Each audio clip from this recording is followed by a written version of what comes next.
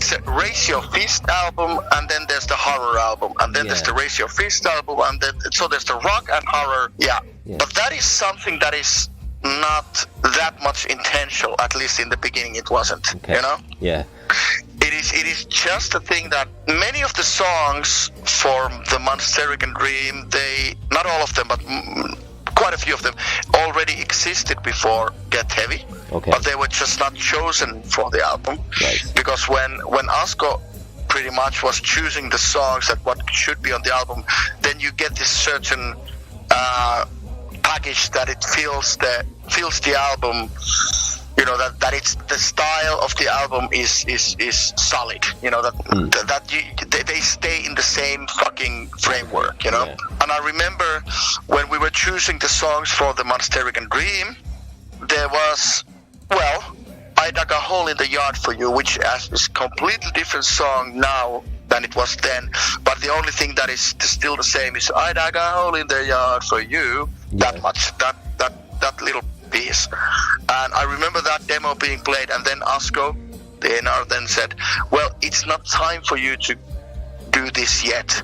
It's a little bit too different. You know, if you want to do something different, then there's a song like Fire in the Hole. That is different, but it fits in the framework. Okay. And so already then I remember that I was pushing songs that didn't make it to Get Heavy, and also the songs that I've written for Monsterican Dream that were much heavier, much more technical, much more King Diamondish, if you will, much more sounding like the songs on the demonic side of Monsterophonic.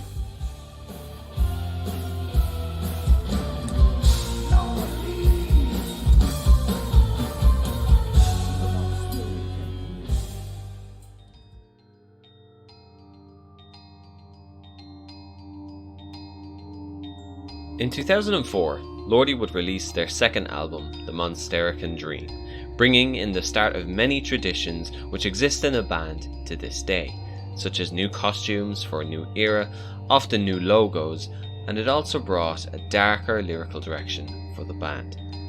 To start this week's episode, we're going to speak to a man that's been a key player in LORDI since the Get Heavy days. That man's Tracy Lipp, LORDI's vocal coach and assistant lyricist.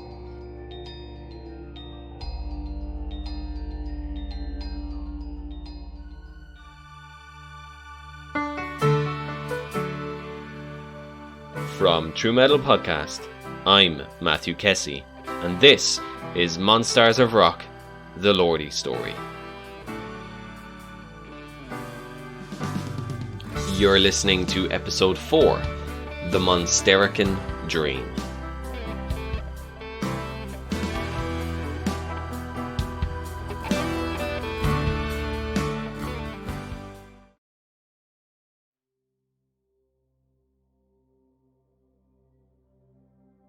Tracy Lipp's journey into vocal coaching and lyric writing started across the pond in the States, where at the time he was a guitarist and a singer.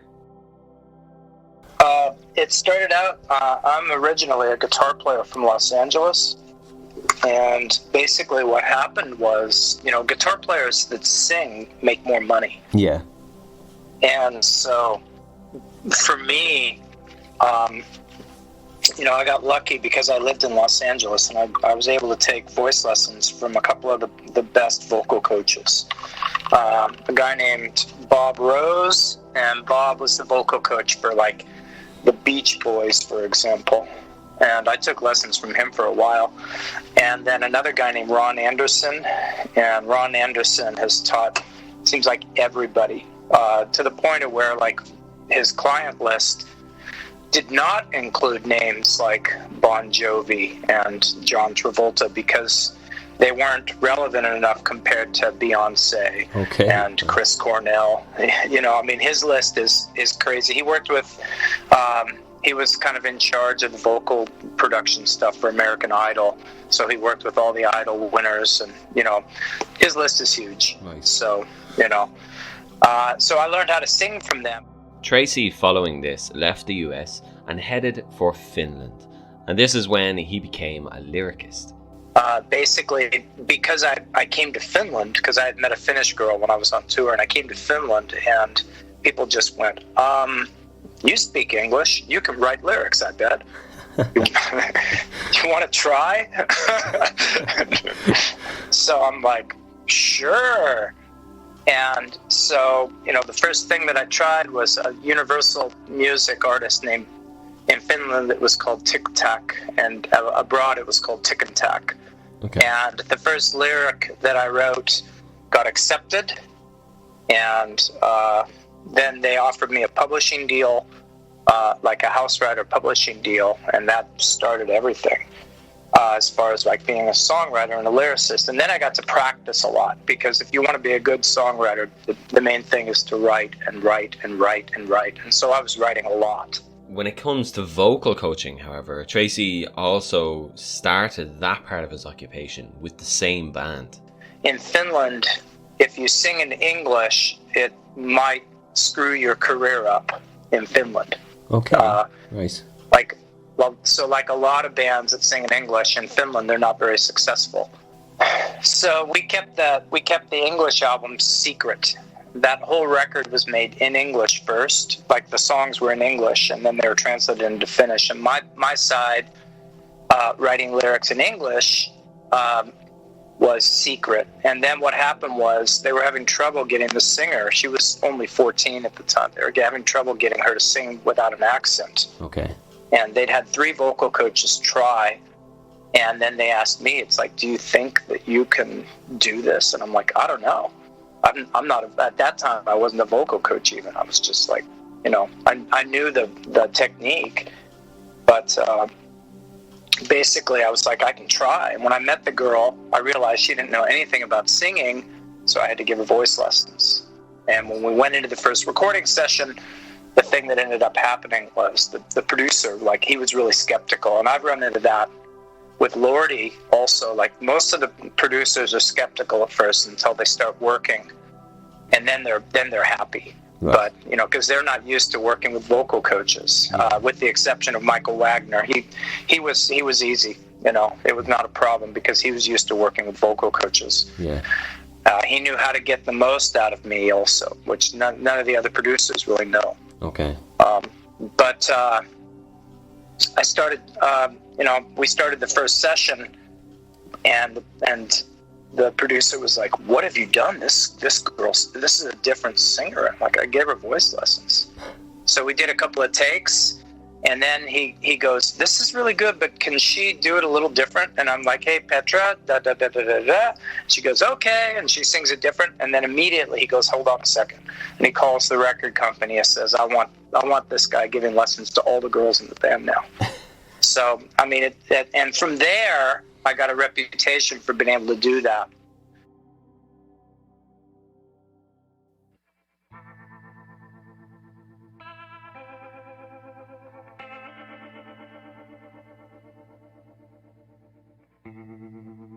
It was due to this reputation that LORDI's then A&R director, Asko Kalnanen, asked Tracy to help Mr. LORDI with vocal coaching and also with the lyrics on Get Heavy.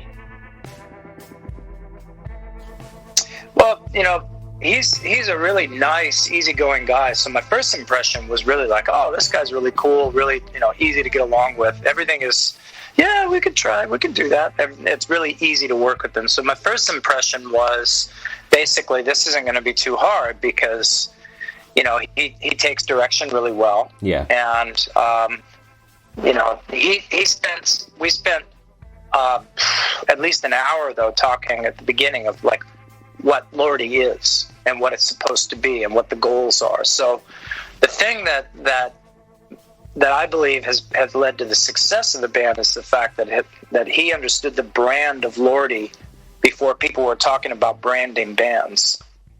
And that's what really happened. I understood immediately, oh, this is what this is? Okay, this is what we'll do. Tracy, up to this point in LORDI's history, has been a constant presence with the band in the studio, helping them out with lyrics and vocal coaching.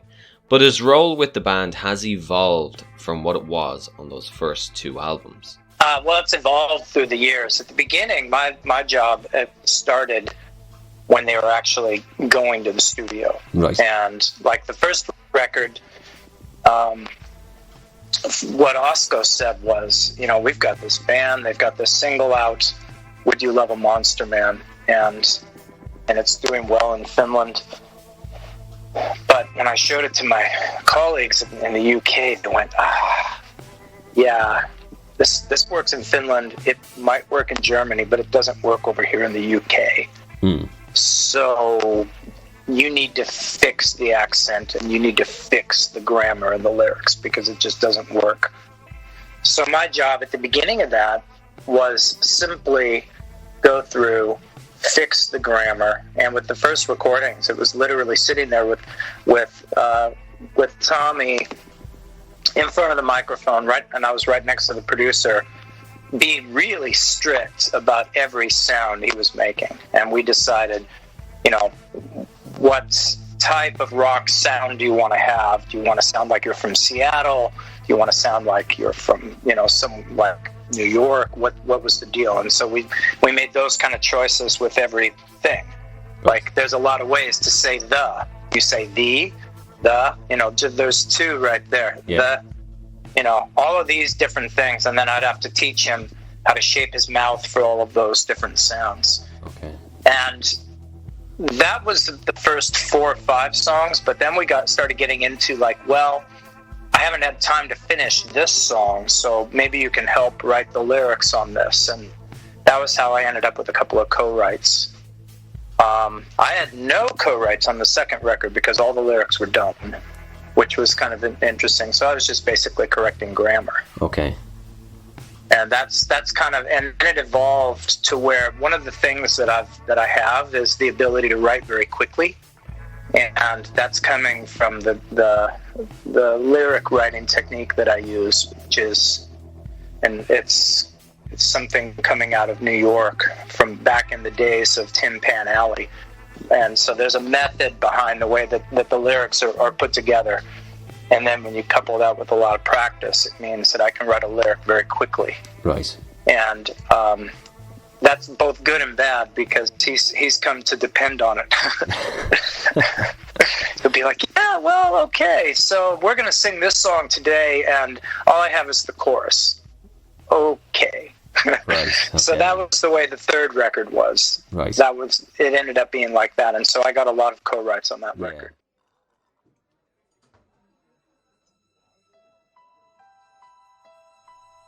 Tracy's role on the Monsterican Dream was to correct the grammar of certain lyrics on the album and to vocally coach Lordi. This album, which was produced by Hilly Hillisma, was released on the 14th of April 2004 in 2 editions. One was standard, while the other was a special edition, which included Lordi's first official short film, The Kin.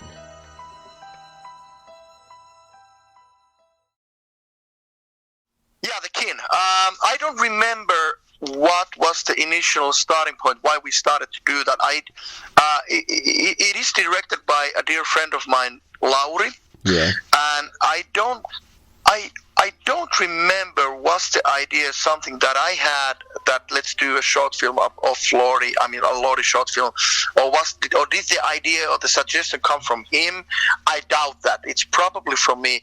But but yeah, it was a script and an idea that I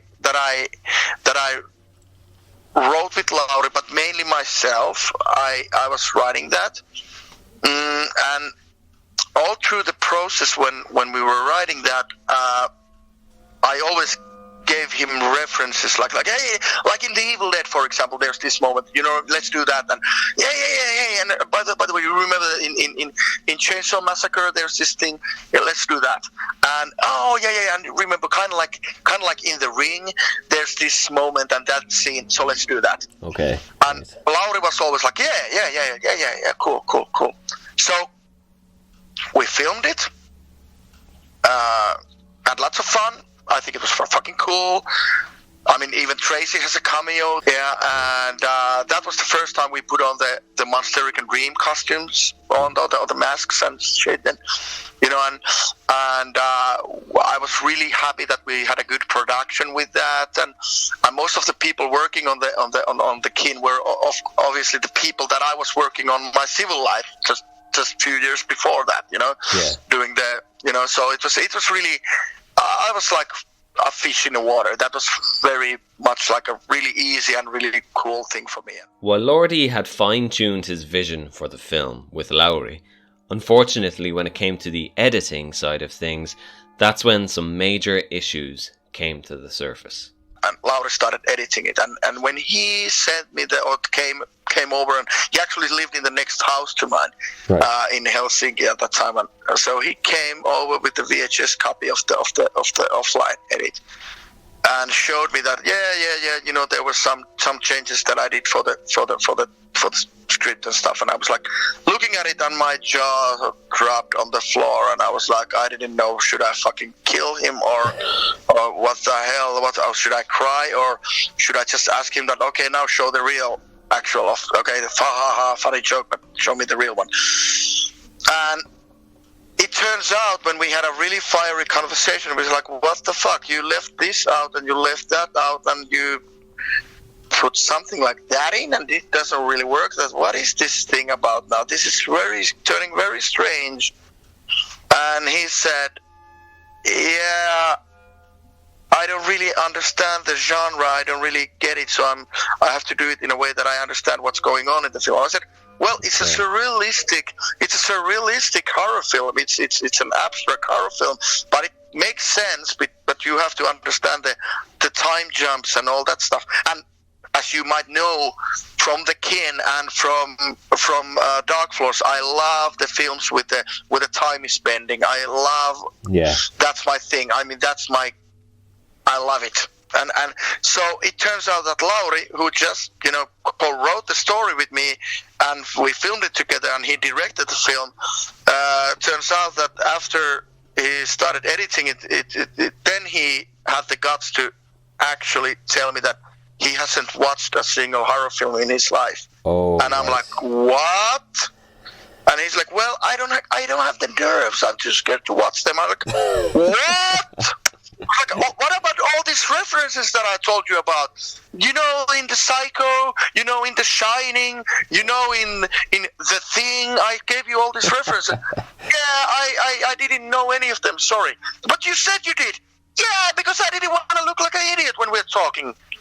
Well, couldn't you have gone and watched those films? Then, yeah, I tried, but I didn't have the nerve. I mean, I don't. I'm like, oh my god, another Kita, because Kita is a guy who doesn't like horror. He hasn't watched any horror films. Yeah. So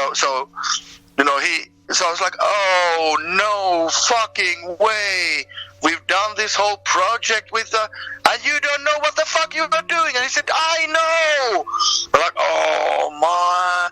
oh fuck. After this coming to Lordi's knowledge, the emphasis of the story in The Kin was slightly adapted then to make it more coherent. We saved what was there to be saved because, so we did a little bit of a compromise there. So we put the emphasis just a little bit more to the girls, the sisters relationship and all that stuff, and with their mother and all that stuff. But it's been a while. It's been a while since the last time I watched it. Yeah.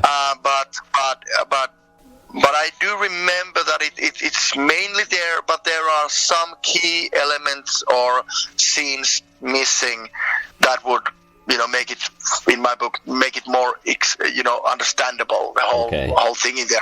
Yeah. But that was just because Lauri, poor bastard. He did not have the fucking courage to tell me that he doesn't know what the fuck he's doing.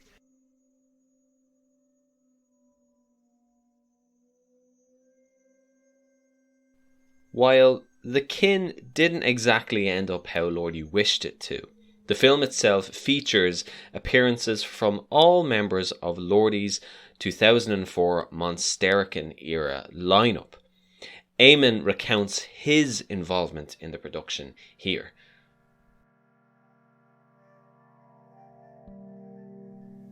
What I know about the king, I tell you the story. I remember before the king, we had a conversation. Oh, sorry, makes me laugh. There was a need for porn magazine, and there was a need for porn pictures. And of course, I can't remember what was the year, but anyway, we wanted to have sexual pictures and sexual girl, and we wanted to have a porn pictures that no one has ever seen before, just for us. Okay. So how difficult is that? It's impossible. You can go to even 2004, something. So you can go to online, and you could have find some, porn pictures, but then you have to ask permissions and all that shit. I don't know.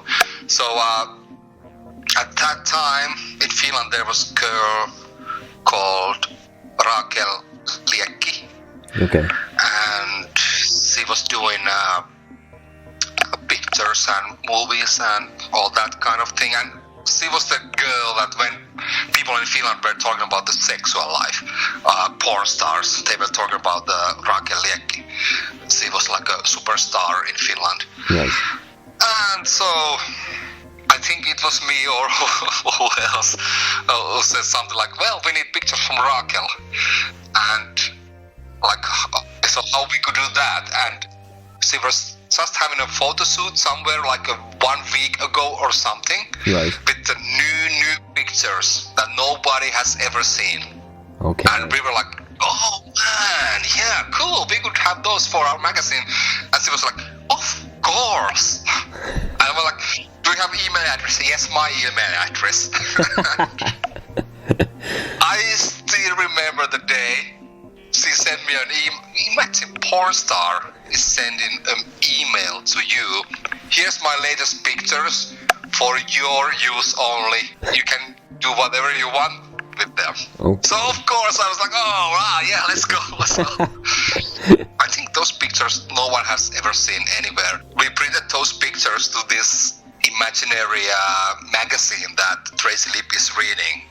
Okay. On the Kin movie, and I have the magazine, of course, okay. in my collection.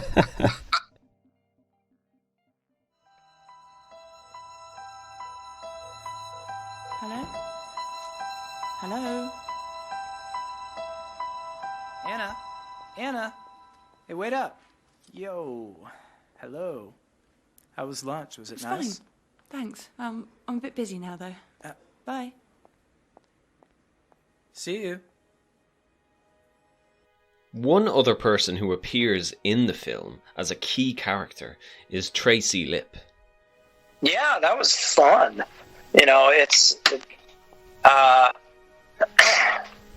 I did a little bit of acting in Los Angeles simply because it was easy to be in stuff. But, that was the first, real thing that I did where I had lines and stuff like that. And it was just, the director was great. It was a long day, I remember that, and the place that we were at was a little bit spooky. There was some stuff that I wasn't used to because I'd done some plays, and when you're on a camera and it's a close-up, I understood that small little movements make a big difference. She was yelling at me at one point, and I swallowed. And the director's like, yeah, that's awesome, do that again. I'm like, okay. But the thing that was really interesting was, this was at the beginning kind of digital stuff in a lot of ways, where normal productions would start using digital things. And so they had to take my picture from a lot of angles and stuff so that they could digitize me. Okay. And that was interesting. But probably the hardest thing was the scene right before I die when the creature, and I don't even know, like, as my character, I didn't even know what was happening. This creature comes running at me, you know, and I'm like terrified. So I was pretty scared, because basically what they did is they took the cameraman and they tied a rope around his waist, and then they got 3 guys and just held the rope, and then he ran at me at full speed. And the camera literally stopped an inch in front of my face every time, and they did 5 takes like that, and I was like, whoa. And the first time I like took 2 steps back, and they're like, you can't move, you got to stay there, and I'm like, oh my god, this is hard. And the other thing that I remember was, you know, when it went on TV here in Finland, my girlfriend at the time, she called me up and she's like, I hate this, you just died, I don't like it. So yeah, but it was really fun. That was it was really cool. And Anna was a really good actress. She had some pretty serious skills, I thought.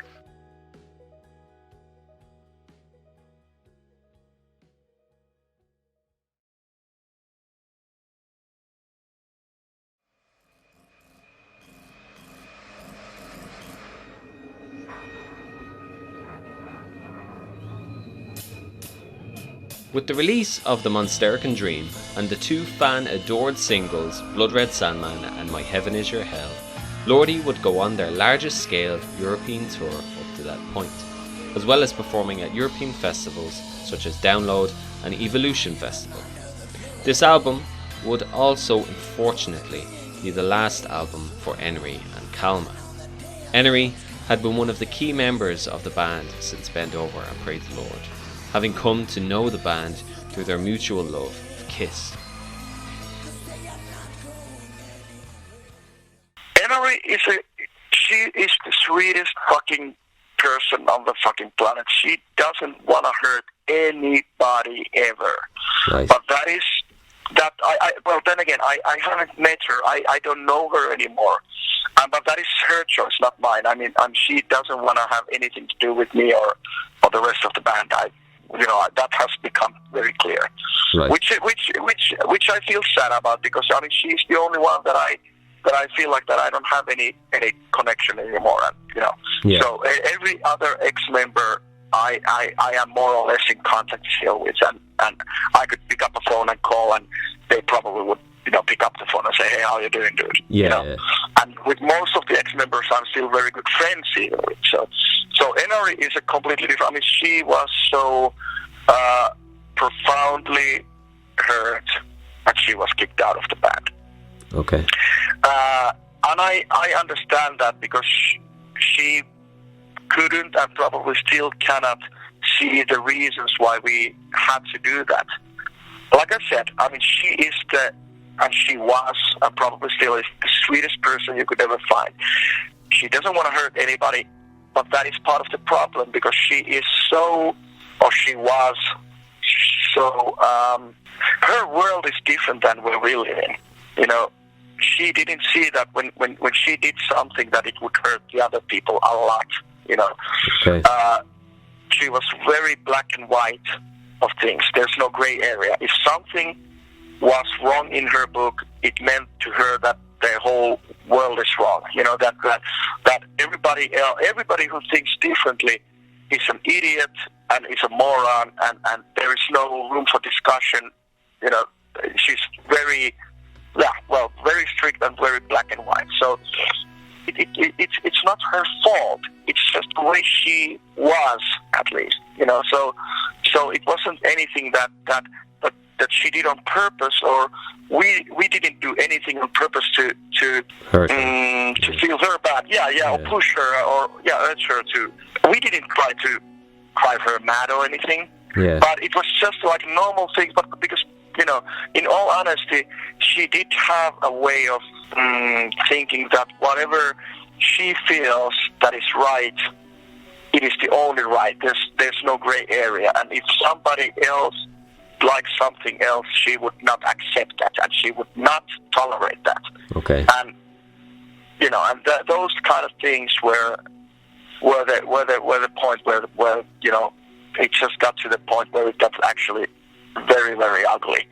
That you had to be you have to be on your toes. What do you talk about? What do you do? Because she might get mad. She might get angry. They're walking on eggshells. And if she gets, and it's like so she did not let other people be.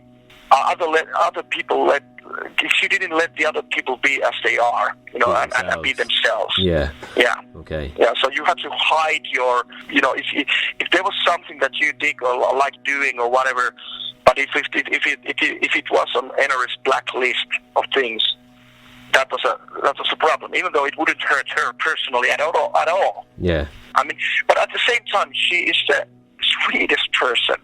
Also, like the most helpful and most sweet person that you could ever meet. But then again, she had these, exceptions to the rule. And I remember that this probably tells a lot about her. And this is not like, I don't want to put her down in any fucking way, in any way. But this just tells a lot about how she was and how her personality was. I remember having a long heart-to-heart talk with her about something. And then she said that I have never apologized or said that I'm sorry to anybody in my life. And I'm like, what? And she said, yeah, because I don't have to. Because I've never done anything that I would have never ever hurt anybody else. Or I haven't had the reason to tell anybody that I'm sorry or the reason to apologize to anybody, because I live my life not hurting anybody else. And that tells so much, Yeah. When you and the band decided then to get rid of Henry out of it, how did she take it? Did she see it coming, or was it a surprise to her? No, she didn't see it coming, no. Okay. No, it was hard, it was difficult, and it was like, it was sad, and it was because NRE loved the band. NRE loved being NRE. NRE loved being on stage, and NRE loved playing in front of people. And NRE, she was the member of the band who had, done the touring already before us. She was for a short period of time. She was in Children of Bodom. Yeah. She was already in Synergy, and so she was no rookie. Of course. The rest of the band, we were rookies. Yeah. She was not. But it's and whenever we went to festivals or something, there was always people that already knew her. Oh my God, NRA! And she knew everybody already, and everybody knew her. Yeah. But we didn't. She was already in the circuits. She was already there. We weren't. Okay. Eamon also notes that the other members in the band felt the same as Lordi, and that the atmosphere was souring. It was weird. Okay. It was weird times. I just, everybody just felt that this is not, she was so different, and I don't know. And at the same time, she was so metal that it was weird combination. When we went to the festivals or something, and she came out of the bus, almost every festival somebody knew her, like from some metal bands. Okay. And we didn't know anybody, but everybody knew her, and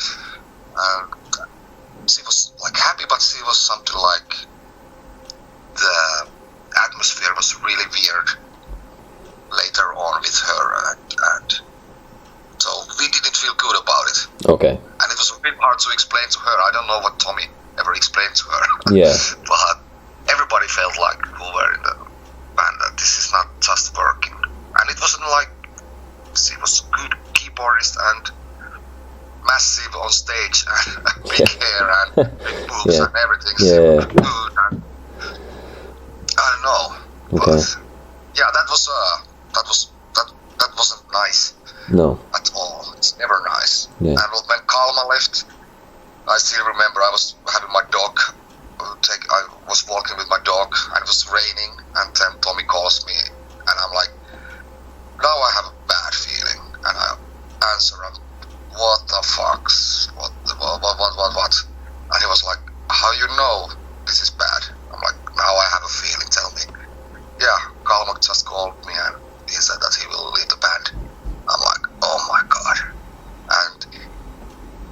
was like, I think I quit smoking like, I don't know, half year before that phone call, but somehow I had some cigarettes on my, on my jacket when I was out with my dog, and I light up the one cigarette immediately. I'm like, okay, fuck that. Yeah. That's bad. And then I got Kalma, of course. I'm like, dude, what the fuck? Yeah. So that's sad. But with Kalma, we are still like, I don't know if we are friends, but we're always happy to see each other, and sometimes we send messages and like Merry Christmas or whatever. So yeah. When it came to Kalma's departure from Lordi, it came down to two choices for him: Lordi or family. And that is where we'll pick up the Lordi story next time, where we'll also discuss the arrival of Awa and Ox, the Apocalypse, Eurovision, and Lordi's feature-length film Dark Floors.